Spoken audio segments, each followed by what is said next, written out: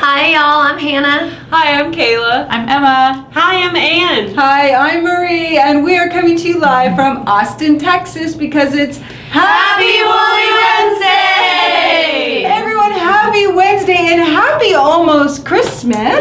Yeah. For everyone who celebrates Christmas, and happy December. And man, we are just having a great month, and some of y'all are making us extra warm and fuzzy. Where are those treats? Did y'all bring those treats? Oh, goodness. So we want to do a shout out because we've been getting some Christmas cards. We appreciate those so much, and we got these amazing treats that y'all have to see. Who's gonna go grab two? Go grab. Yeah. They're gonna go grab these monstrous things.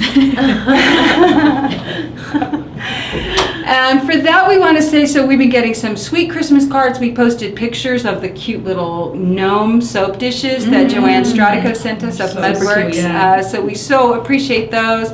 And so this gift that Hannah's grabbing right now came from Gail Schlosser. And where's Gail based? California? Oh, she's in California. Okay, and we got a huge box. One box was full of these, right? Yeah. Okay, look at these things, y'all. These candy apples. What does it weigh? Like a pound or A like pound, yeah. Like a pound. Yeah. This huge box of candy apples, and we just want to say thank you so Thank much. you. Thank you so much. Super pretty. We're keeping them ready for when we skip a meal or two. Well, we're going to have a great show today. Thanks you for being here, everyone. We're just going to get started right away. Thank y'all.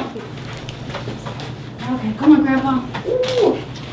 Speedy's here with us, of course, always in the studio. Usually he's napping. Today he's a little restless. So they're going to shut us in. All right, thanks for being here, everyone. And Ann is queuing us up. She says we are live.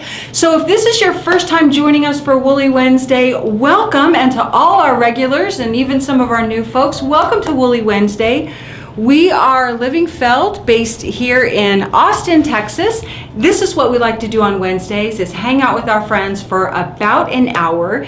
On today's live broadcast, we are going to be needle felting mini 2D landscapes, if you will, and we'll talk about a few ways you might approach that. This is an interactive hour, so please post your questions, especially as they pertain to today's topics. We will try and answer your questions if we can. They come in pretty fast, and we're on about a 15-second delay, so sometimes we don't see them. If you have a question off topic, you're welcome to send that to customer service or use our website, CRM. You can also call us Monday through Saturday. We have regular hours, 9 to 4 and 10 to 4 on Saturdays. And so everyone who contributes to the conversation today, your name goes in a hat, and we draw names at the end for prizes, so I hope you'll stay tuned for that. And are we doing good, Ann? We are doing good. Okay, so you should see people saying hi and where they're from, and I want to check in and see a few folks and say hi to a few of you. Oh, Rodney's here. Hi, Rodney Jean. That's my beautiful husband, always making sure we're not upside down or sideways. Appreciate that. And I'm going to just cue up my screen here and say hi to a few of you. We've got a bunch of folks checking in right now. We've got Heidi in Denmark. Let's see, Brenda from Delaware. Susie all the way from the UK. Oh, lovely, lovely. I see Brenda there. I see Sharon. I see Janet. I see Jenny. Hopefully Miles is there with you. Hi, everybody. Thank you for being here. So today we are going to be needle felting miniature 2D landscapes. We're going to look at the supplies we use for that, and I'm just going to give you a few ideas and things you might consider for approaching that. What kicked off this idea for me was actually a gift from a friend who's probably not watching today, but some of y'all know my friend Erin Butler. And she gave me this little tile when she recently went on a trip to Scotland. And I was looking at it, I thought, I really like to do little things in the evening to kind of unwind. And I thought this was such a great thing because it was so small, and it inspired me to try and do a smaller landscape. So for those of you who are just starting to do 2D, or maybe you're like me, you're not artistically trained, you don't really know any of the rules of the game, we're going to look at how you might approach that today and how you might challenge yourself. That's what I wanted to do, was put out a challenge for doing a miniature 2D landscape.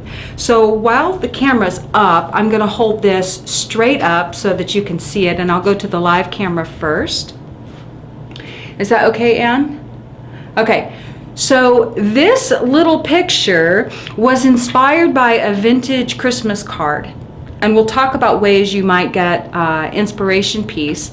And that's where my inspiration image came from today.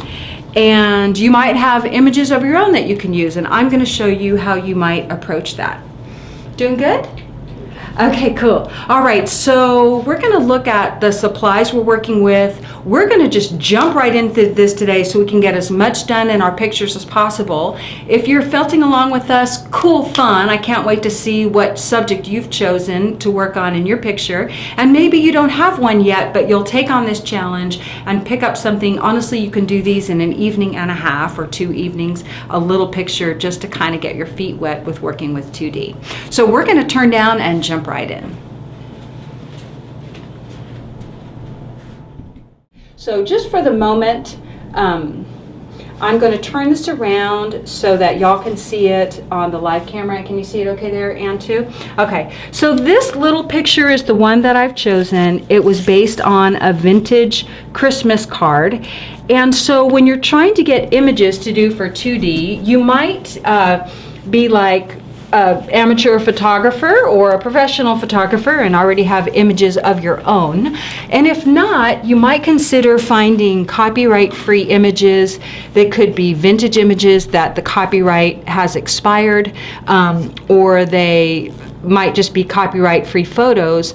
And so in a few minutes later, we're going to post a resource for copyright-free photographs that you can use, and even use the photograph and sell your work from it. They're completely copyright-free resource. So this is what I've done. This is what we're going to make. Let me run through the supplies real fast before we look at anything else. Okay? Okay, so what we're working on today is 100% wool felt. We sell them in these little 8x12 sheets in our shop, and we also sell some limited range of colors in yardage. Later next year, we'll sell more colors of yardage, but for now, we have about, I don't know, just over 30 colors of yardage. So I brought in 3 blues. The one I'm using today is this middle blue right here. And sometimes there's variation. Is it? No, it's more like this light blue, powder. Anyway, we have a range of colors, about 30 different colors you can choose from. So we're going to be needle felting onto these 100% wool felt sheets. And then I'm working with MC1 bats. So I'm going to show you, this is my little color palette, and I'm going to show you what those look like. You might have seen when we started that we had some colors up here on the deck. Our MC1 bats are a domestic short fiber merino cross bat. We sell them in over 90 colors. This is spruce, this is evergreen, and this right here is wintergreen, so it's like a quickie way to get, can you see any of this, Ann? Help me. A little bit. Oh, just, yeah, zoom us out. Help produce me. Okay, so here we go. Sorry, y'all. Here is spruce, which is a dark green. This is wintergreen, and then this is evergreen, if you can see those.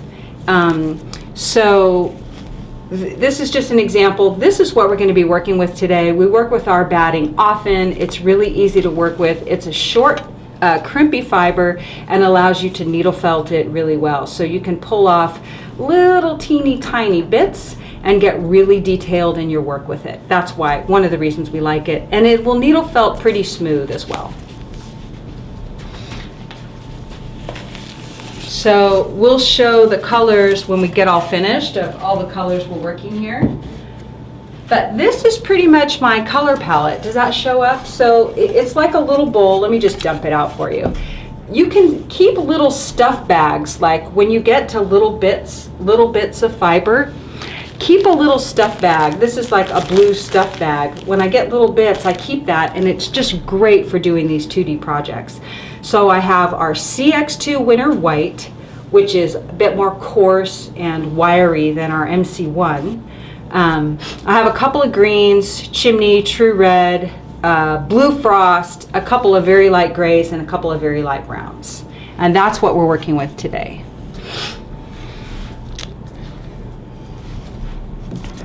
Okay.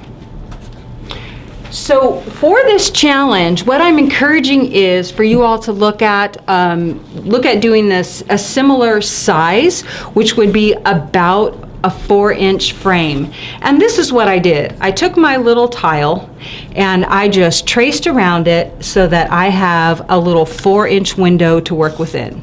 You might like to do a circle, a plate, a slightly bigger thing. Can you see the frame in there? Just move me if I need to move. Tell me where to go, Ann, because it's a small window. Work up here? Can you see them on both? Okay. All right, so I'm going to put this guy to the side. Does that show? I can't see any comments at all, but let me move this over. We're on a much longer delay than usual, too. Today. Are we? Yeah. Okay. So the thing with the 2D, while a couple of people are catching up to us, the thing with 2D is you actually can be less detailed than you might normally be. And I think that's really a fun part of the challenge. And some people mentioned that they wanted to understand a little bit more about working in the perspective.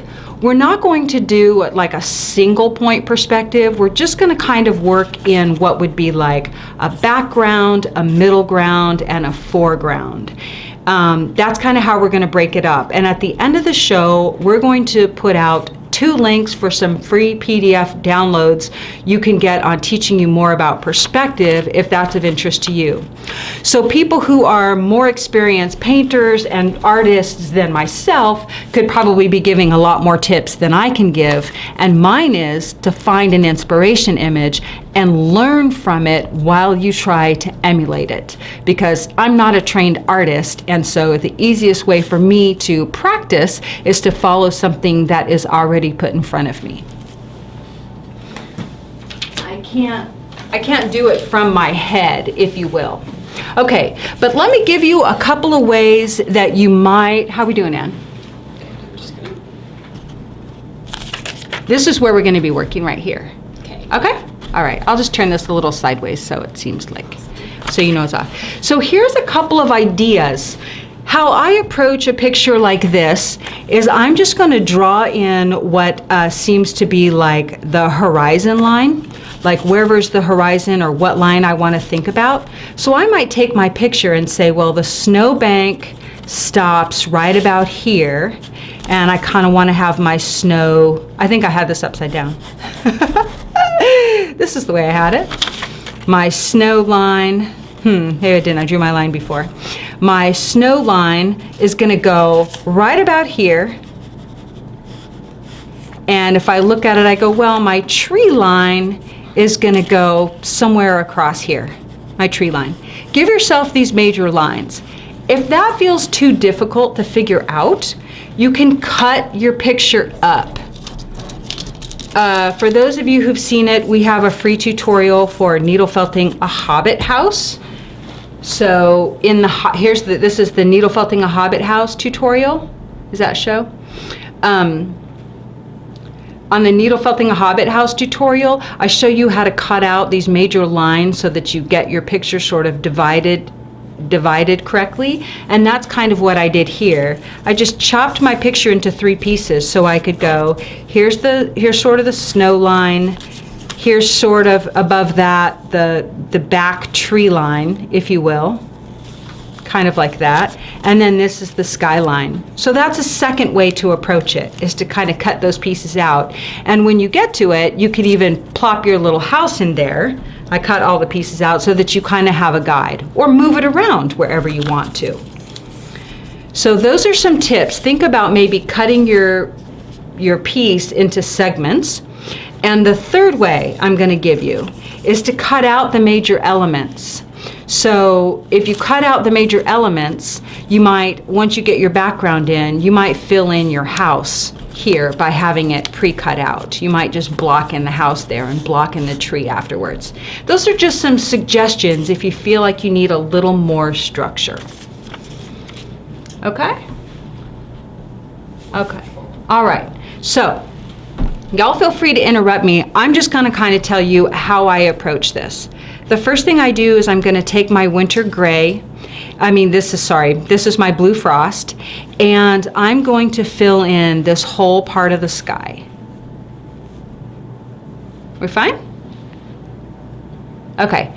I'm going to fill in my whole part of the sky 100%. You don't want any of your fiber in the background showing through. And I'm just using the blue frost. You could blend it with another color. You could do gradations in the sky if you want to, especially if it's bigger. On one of them, I put like purple in the background also. So I'm going to fill in that background first with, I'm going to put this right by here.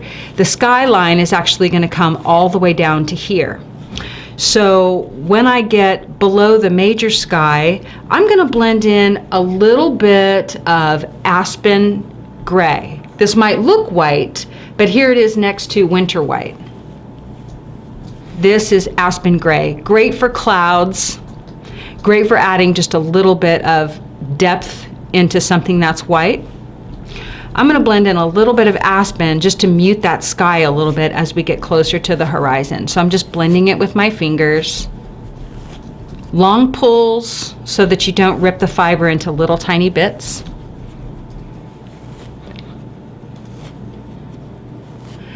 Ivy Dean says, can I use craft store felt to get started? Yeah, try craft store felt if you want to, for sure. I even brought a picture that I did on something else, didn't I? On linen or fabric. So try what you have. You'll just find that the craft store felt tends to pucker a little bit more. And this felt takes the detail a little bit better. Okay, so this is just barely blended. It's just a slight gradation as we get down towards the horizon.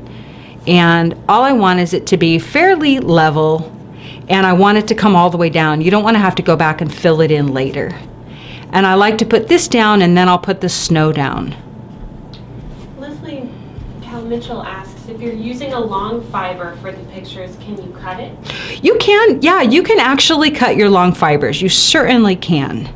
And give it a go and see how you like doing that. So here's what I'm going to do. Just want to fill in this background. I'm using my 42 triangle needles, 3 rubber banded together, which has become one of our new go-to tools.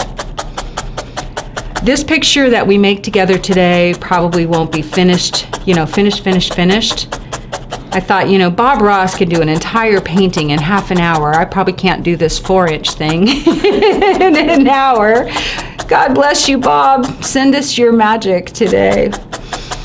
We're just going to get this background in place. And on some of these, if you ever did watch Bob Ross, or you can even watch him now on Netflix, you might remember that sometimes he would prep a canvas. And sometimes when he would do these deep woods pictures, he would prep a canvas with blacks and grays. And we're going to get to that right as we get to this little part of the horizon, which is kind of filling in, if you will. If you look at this picture here right along the horizon, there's actually could be a lot more going on in here, but by adding a touch of color right here at the horizon, it makes it look like the trees are a little more blurred. The further you go back into the background, the less detail there is, and even the colors are a little more muted. So for someone who was asking a little bit about perspective, that's one of the things to think about, is that as you get further back, there's less detail. So what I'm going to do here, right at the horizon line, and you can always use your little picture as a reference as to kind of where that is. This is my little picture. I'm going to fill in a little bit of, this is actually my willow.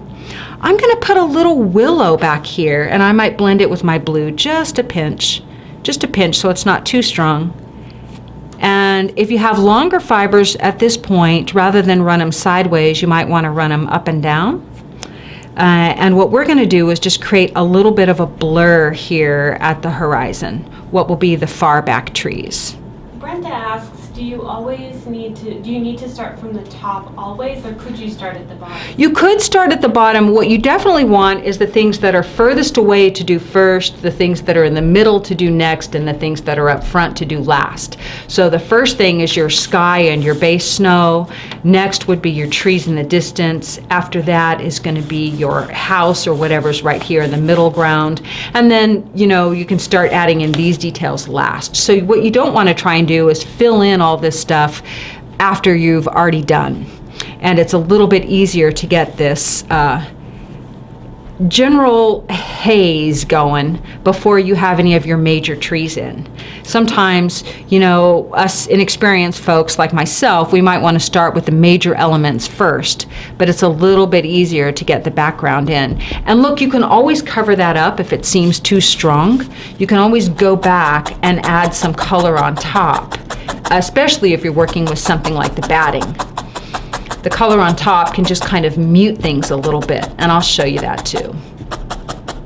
So you might see that my picture is kind of messy here along the top and along the sides, and all I do is initially kind of trace that perimeter where I drew the line by poking my needle, and then I'm going to take the wool and fold it right back over. Just with your hand, fold it over and make that sharp line, and do that around the whole thing. Now you don't have to do that, but I would like to just have this be nice and square.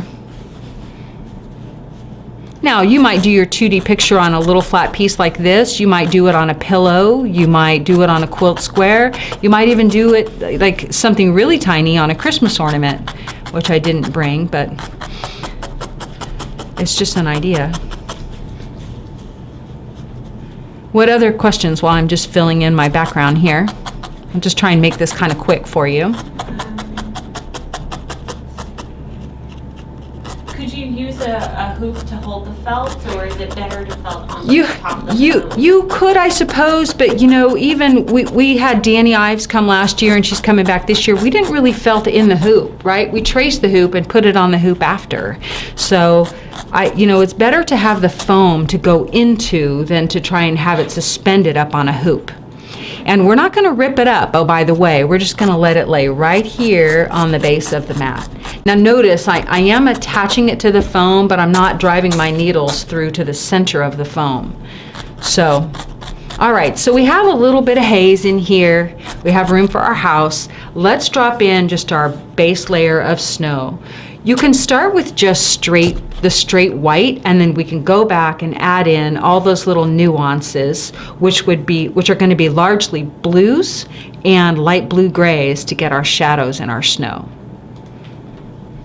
Now, of course, you might want to choose a completely different scene. It doesn't have to be a winter scene, but I wanted to do something, one, wintry, and two, non-Christmassy, per se. Like anybody might relate to a little snow scene. And besides, it's fun for after Christmas too, whether you celebrate Christmas or not. It could be a good little Christmas card. Okay, so I'm just going to fill in this snow here, and my picture's not going to be dimensional. My picture's going to be flat. You might decide to make yours a little more dimensional, but I'm going to go for pretty flat in my little scene here today.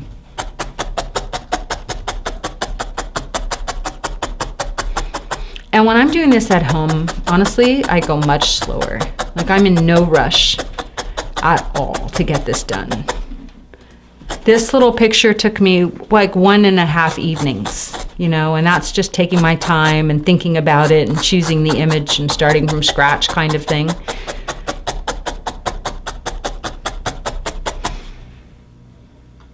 So Vicki asked, what's the best place to find pictures like that? If you search copyright-free vintage Christmas cards, sometimes their copyright has expired, and you could go ahead and include the link to there's a website called Pexel, It's Anne's going to post it right now, Pexel, and it's all copyright-free photography. And you can use it as long as you don't sell just turn around and sell the actual image, but you can use the image. You don't have to credit the original photographer, but you can. They ask you to, but they even tell you right there, you don't even have to credit the photographer. So the licensing on that site is actually really easy to read and easy to comply with, and they just have thousands of images and a pretty good search utility for whatever you want to find. Okay, now it's 2:30. I'm not going to fuss a whole bunch with getting this all shored up and even. But let's move on to kind of getting, let's get our trees in place. And I'm just going to show you how I do it. Now, for anyone who's watching, surely there's people watching who are a lot more experienced at landscapes than me. The reason I chose this is because I'm not experienced in landscapes, really not at all. My art education probably ended sometime around the 4th grade.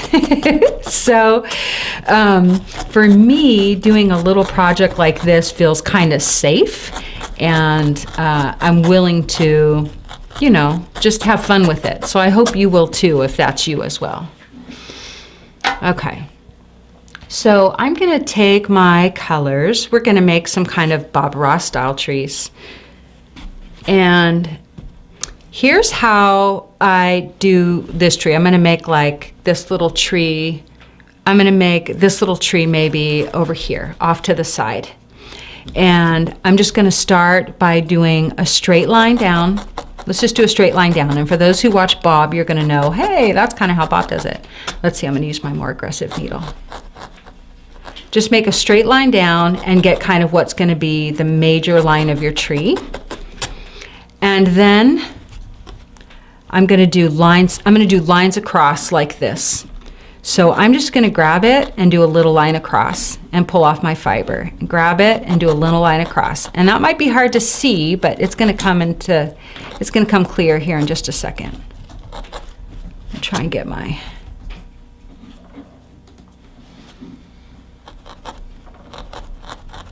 Don't worry if you don't get it like solid. Just come back and then fill in each line as you can. Brenda asks, could you use the 5-needle punch tool to flatten all that background? You could, yeah. I don't use that tool very often, but you certainly could. Yep. Use however you like to kind of flatten the background out. Just use whatever tools speak to you on that. And Susan asks, is the felt sheet being used in the same way as pre-felts, or are they two different things? A pre-felt, so I'm just going to make this tree and I'll answer that question. A pre-felt is something that still needs to be felted. And so a pre-felt would actually not hold up too well unless you really took the time to really punch it all out a lot more. It depends on which pre-felt. So we have our PFX pre-felt, which is a little bit thicker and it's loftier, and it's a little bit, it's every bit as flexible, but it's just more full. So let me show you that while I make this tree. Now my tree could be more loppy, going down, but I'm telling you, this is, I don't have like great experience doing this. So this is just me kind of figuring it out and getting it done. Vicky asks, why are you doing lines instead of a triangle? Because I don't want it all filled in. You want to see sky in between the branches of the trees. If I just fill in a great big triangle, it's going to look like I just drew a triangle and not necessarily a tree. And so you want the sky to kind of show through like you normally would see in a tree. So it's going to look a little more natural than if you just fill in a great big triangle. Because it's not a house. If it's a house, that makes more sense. Now you could leave it just this muted, and you can, just this defined, which is not very defined, and you could bring your branches all the way down, your bows, if you will, all the way down to the ground. If that tree feels too strong or too pronounced for where it is in the landscape, you can take your white, whatever you're using for your white, and this is just a little thin bit of white, make a tiny, tiny web, and you probably can't even really see that. Let me hold it against the dark blue. Take a tiny web of it, and you can see maybe just how scant that is. And then stretch it over your tree. Just stretch it over your tree and tack it down lightly. Now that's our CX2. It is, like I said, it's more hairy than our other stuff, but that also makes it a little more sparse. And just by doing that, we kind of give the idea that our tree sort of has some snow on it, and it's a little less defined. It's more in the background, which was the idea. It's not up here in the foreground. It's actually in the background to middle ground. It's more to the background. Okay, let me see. Does that work? I see a couple of, if that helps you. Okay, so here we go. Let's make this little stick tree back here. Here's the thing about stick trees is try not to worry about them too much, but try not to let them be straight. So start with your straight line, let it get bendy. This fiber is so flexible, you're gonna be able to move it around even after. Like if you don't love the bend, you could come in and just, move it a little bit with your needle on a branch or whatever. So just start with something that looks like a straight line. And then when I do them, each branch, rather than coming from the tree trunk out, I go from the branch in. Just put some in without judgment to start.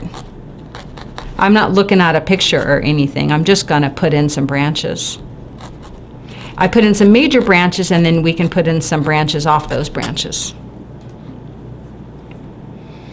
Dorothy Kate says that was an awesome way to add snow to the tree. Ruth says, you're right, this tree is very much like the way Bob Ross did. Oh, I love Bob. I never have painted with Bob Ross. That should go on my bucket list, is to, paint one of his paintings. Tracy says, wonderful tips, this is helping so much. Oh, good. Lily said, that's a great idea, this is helping a lot. Oh, good. I'm so glad, y'all. Mostly I want you to just try stuff, and honestly, it says video's interrupted. Are we interrupted? It's back now. Y'all are good? I am 50. I'm 50, right? Not 51. 50 years old. And I'm like, darn it, I'm going to just start not being afraid to just do stuff. I'm going to get it wrong. I'm going to get it right. Let's just have fun with it. Okay, so that tree is pretty pronounced. We're going to mute that tree also. But just for kicks, let me get some other little branches way back here. I'm just going straight down. I'm not even thinking about them. I'm just going to fill in a little bit of what would be woodsy stuff back here in the background where we put that other stuff. Just go in some different directions, some different heights, and we can come in and mute that with some snow here. Now you can make as many as you want or as few as you want, but we want to get some layering happening. And we don't want too much definition back there. So I'm going to hurry and sort of put in one more tree, if I can here, or a little bit of this tree line so we can put in our house. Let me show you this real quick. This is wintergreen. If you want a real quick snowy tree, you can choose something like wintergreen, which is a blend for us. And that will help get your tree look a little more snowy. Oops. I'm going to just try and get this tree in real fast. Happy little trees. Maybe I'll just use this. This might be too snowy. Too snowy to start. Okay, what's happening, Ann? Let's see. Cherie says, loving this, such great little detail techniques that I wouldn't have thought about. Sharon says, I love how the tiniest fiber has such an impact on the overall design. How many of y'all are you making something, or are you going to try maybe a little picture tonight? Let's maybe tell us what you have in mind that you would like to make a little picture of or for. I saw someone today had posted some really cute little stockings and stuff they've been making, and stockings are like a great reason to maybe make a little picture also. I think painting is faster than painting with wool. It is. At least when Bob does it, he's a lot faster. Can we take a little break so that we can show a close-up of the tree? Oh, sure. Well, I'm not going to peel it off, so let me spin my foam around. You want to show a close-up of this? Mm-hmm. Okay, I'm going to spin around. Let me spin. Does it keep stopping? No. Okay, I'm just, sorry, y'all. Whoopsie, whoopsie. Okay. Does that bring it in? That's as close as I can get. I can't move. You can pick up the camera if you want. Just be careful. Here, Robin, is that helping?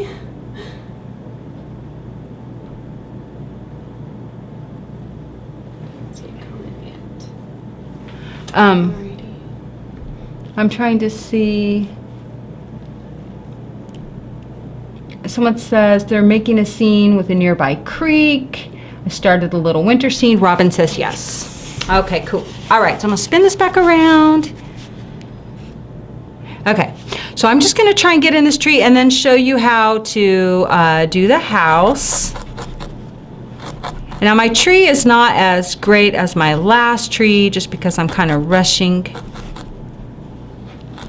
But a bigger bough can hold a bigger lump of snow. So you can go back and put some lumps of snow in your tree in different places.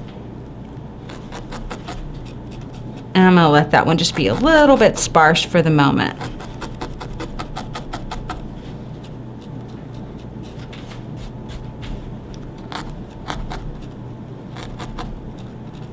Okay.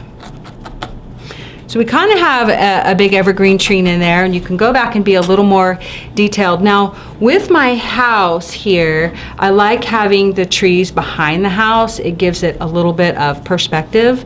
So since those are so far away, I'm just gonna get some quickie triangles there. And remember, I didn't do this before. I didn't think about it till later, but if you want to decide kind of where those go, put your fake little house in there, you know, and play with that and see if you like that positioning. So that means my trees need to go right up here.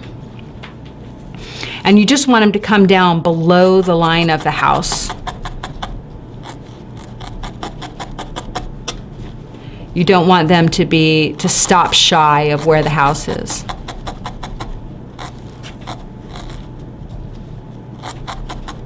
Or at least put something back there, you know, behind the roof line. You could put a mountain back there, I suppose, if you wanted to. You can spend a lot of time just making trees. Depending on how detailed you want to be.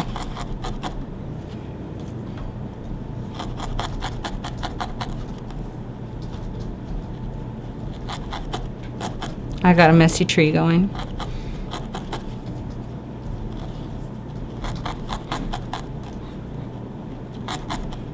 Okay, why don't, for the sake of today, since we have a lot to do, I'll stop with sort of one tree back there, and I'll try and fill it in later. But let's get our little house in line. This is kind of tricky for me because I'm sure to get lines crooked, you know, whenever I make something. So like my tree is a little bit smaller than the other one. So all I did was sort of start with my roof pitch. Where do I want my roof pitch to be? And I'm just tracing that out with the brown just so I have an idea. So this is kind of my roof pitch line. And then you can do your roof first or your red first, whatever you're comfortable with. See, so we're gonna have a great, the red is gonna come all the way down. I'm starting with actually our chimney for the face, and you can add browns and stuff to make it a little more ruddy if you want. And I also used red in the just true red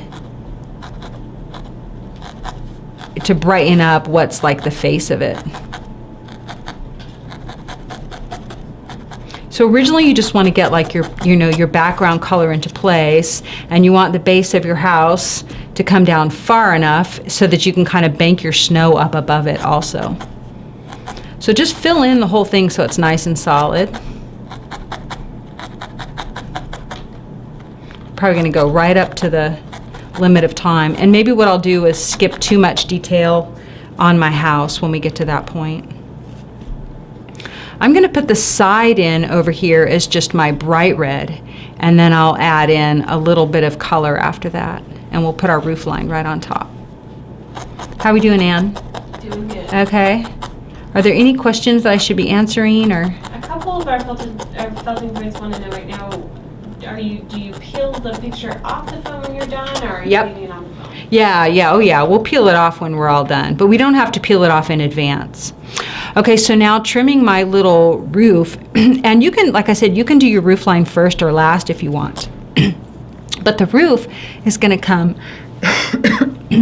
excuse me, right along here.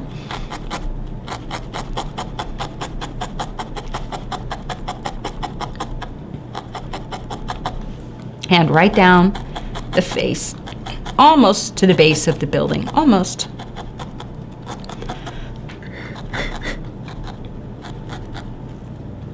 Whenever I have like little ends there, I twist eat them. Sorry, I need water. Pause, have to pause and get a drink. Lois says when you have time, you could try to add lines in the house to make it look like it has wood plaque. Yeah, you could. It depends on how far away it is. Like, if you, like for my picture, I just made it look a little ruddy because it's kind of far away. You might not see a lot of detail, and that's the only other thing about when you're thinking about the perspective is how much detail is on the item based on how far away it is. That's just one of the things to think about. How much detail is it depending on how far away it is.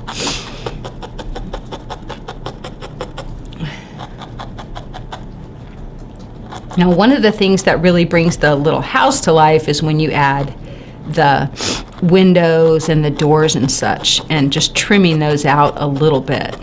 For the sake of time, what we'll do is kind of maybe pause our house in the draft stage. But what we will do is go ahead and give it a little bit of dimension just so that it feels a little more correct. And so if you put this line in straight down, that will help. A little brown line or something to kind of give it a little bit of dimension. Even if you trim right here, right along the roof line, drag that straight. That's going to start to define it a little more for you. And then right along here, along this roof line, little thin lines. That's what's nice about the MC1 batting is the fiber is so short. There was someone new in the group today saying she was interested in working on pictures, and she didn't know what fiber to buy because there were so many types of fiber, but she was wanting to make 2D pictures. And for me, I like the short fiber because you can get so detailed with it. Now this roof line, what's going to make it look even a little more correct is going back and adding some blue, as well as in the snow, adding a little bit of blue in there.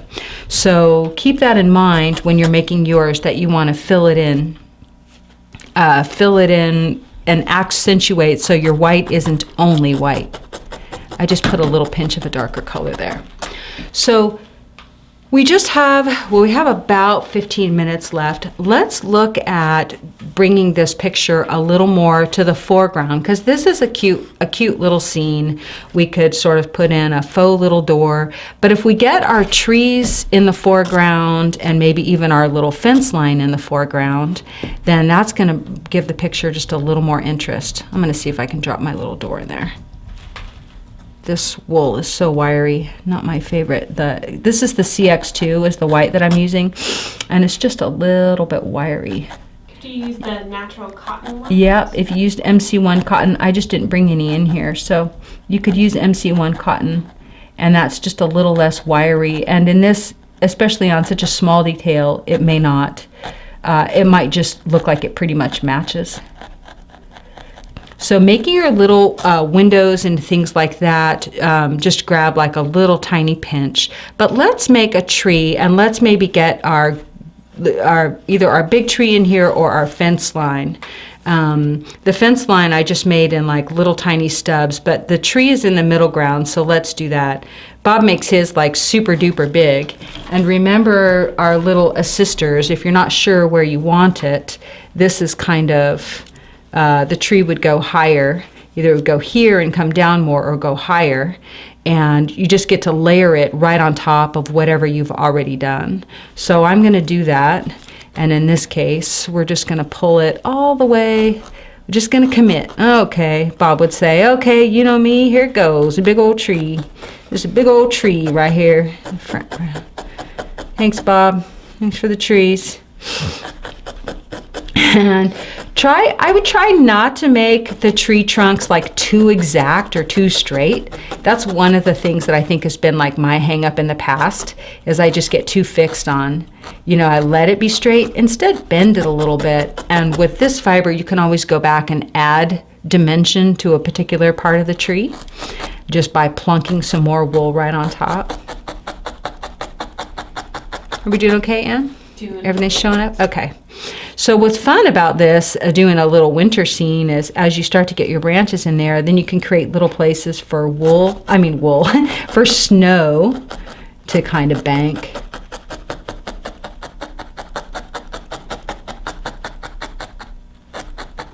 And you don't have to be too detailed, but get, like I said, some of your major branches in there, and then you can get your minor branches in there too.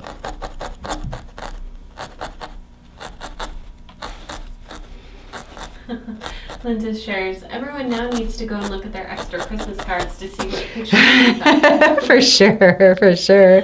There have been some that I just flat out, like recent ones that I just wanted to flat out copy, and I've avoided it. But I like hunting for the vintage ones. There's always, kids skating on a pond, and always some sweet little village somewhere in the snow, and yep. And then besides your major branches, then get your little ones in there, and those are going to have a little more crooks and a little more bends. So just have fun with that, just putting those into place. They're going to twist over on themselves, and you can always add more. It's easy to add more, and it's easy to take away even.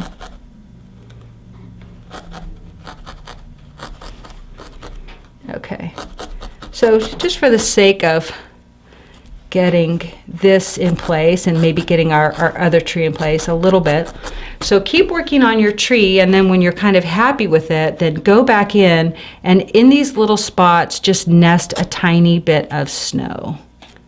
And I'll just tuck some into this little branch area so you can see what I mean. Just kind of in there. And work that kind of around the branches. You might see that I did that here, just nesting in some little bits of snow. And down the trunk, I did the same thing so that it looks just a little more snowy and a little more muted. Just stretch that right over there and then tack it down. And oh, by the way, this tree right here, same thing. I just want it to feel a little bit muted, and tuck some snow off to the side and just tack it on top. So let's get a little bit of road in there before we put our fence line in. And I would go back in and fill this here with a little more of that shading, a little more of the the browns and the grays, even though it's done, so it just feels a little more defined. But on the road, or where you want blue, just take something like this winter blue that's already a nice blend, and then just stretch it across. One of the keys is going to be to not make big points on it when you tack it down. And then up here by the house, there's a bit of shadow. I'm going to put some up here by the house along the house line and bleeding off to the edge of the picture. But you can also bring in, let's see here. This is some winter gray, which you can probably barely tell the difference. But here's the aspen gray and winter gray on the white. Winter gray and aspen gray. So up here in this corner, I'm going to put a little bit of aspen gray, just like right under there with the blue. And let's just tack that down. And get some shadow. And then we're going to put a tree right on top of that, in my picture anyway. So we're just starting to get some idea of a road. This is kind of the road and some shading in the snow. And you can always go back if you're not happy with something you did and patch a little bit of another color over it just to mute it a little bit or soften whatever element that you put in there. And to make the fence line, when we talk about perspective, what you see is when you make a little fence like this is the posts get less defined and smaller the further you get away from you. They look closer together and smaller as they get away from you. And the same with the rails. They kind of get closer together as they get away from you. But if you're like me and you just don't come by that naturally, then that's what is the benefit of a little picture. And to make my fence line, all I did was kind of drop in what would be the little posts and then decide, is that where I wanted them? And what I thought was interesting on this fence is, you know, to get the arch, as you're doing this one is on the inside and one of them is on the outside before they start bending back in. And when you go to put them down, you'll know what I mean. Because I would have just made like a straight line rather than having one out here. Anyway, just for those who don't know any better like me. And then I put one almost to the end.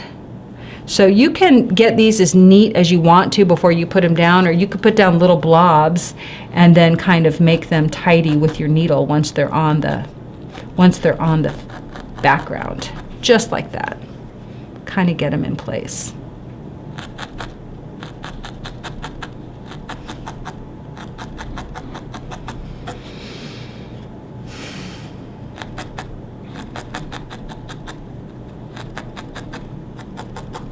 A couple of our building friends want to know if we're going to turn this into a kit or have a pattern. Well, you know, honestly, I don't think I could do that in good conscience because this was somebody else's art originally on a Christmas card. And even though it's copyright free, I don't think I can turn someone else's art, you know, into a kit.